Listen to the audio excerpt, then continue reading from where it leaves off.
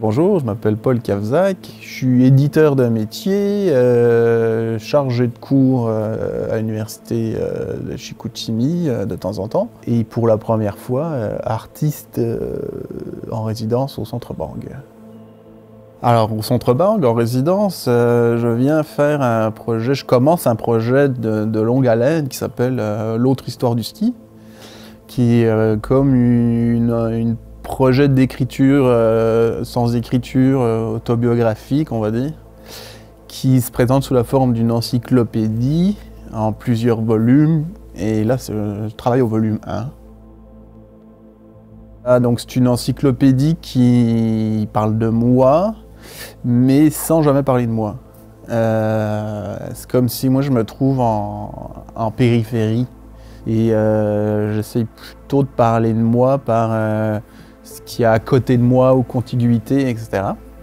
Le fait d'être à côté, c'est la question en ce moment que peut-être je travaille le plus, et ça veut dire quoi d'être à côté, en fait, les unes à côté des autres?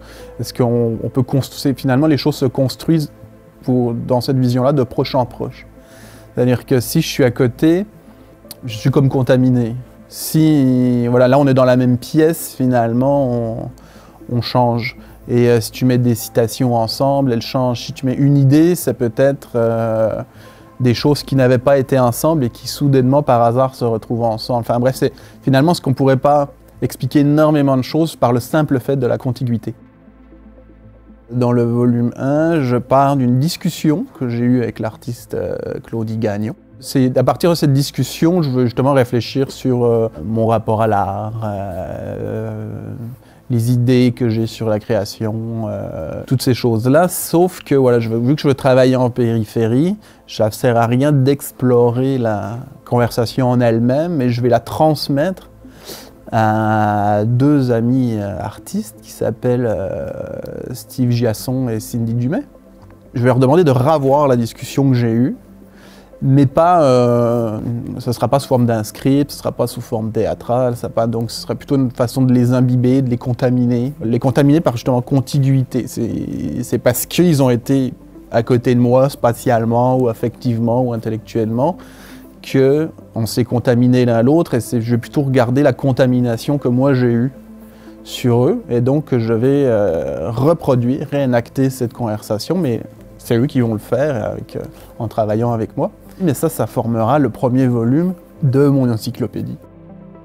Cette encyclopédie-là, en tant que tel, l'acte est minime, mais la préparation est assez importante de lecture, de réflexion, de compilation, etc. Il y aura tout un dossier de brouillon et d'annexes qui s'empilent, en fait, parce que c'est ça, ce que je prends à droite, à gauche, des réflexions, des citations, des liens vers des sites, des liens vers des vidéos, etc. etc.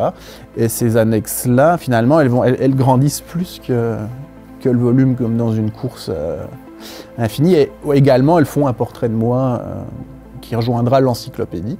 Et ces annexes-là, elles vont grandir toute ma vie, parce que je compte faire l'encyclopédie toute ma vie.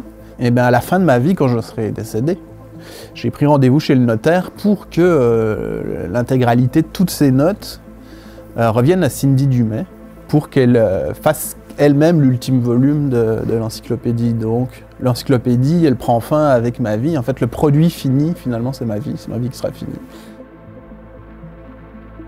Ce que je peux faire au Centre Bang, c'est déjà, j'ai un soutien institutionnel, financier, etc., qui me permet de mobiliser des artistes, mobiliser un cabinet de notaire, des choses comme ça. Mais la résidence, surtout vu que c'est un travail de compilation, de réflexion, de ci, de ça, ça m'a donné un lieu aussi pour pouvoir plus m'isoler, surtout en plus en période de pandémie, ça m'a vraiment permis d'avoir un lieu où je pouvais aller pour travailler et faire le texte. Et puis tout simplement par idée de contiguïté au Centre Bang, il y a des livres d'art, il y a des revues d'art, il y a des artistes, même si on ne les voit pas beaucoup à cause de la pandémie, là il n'y avait pas beaucoup de monde, mais je crois qu'on peut quand même dire bonjour à des gens de loin avec un masque, etc.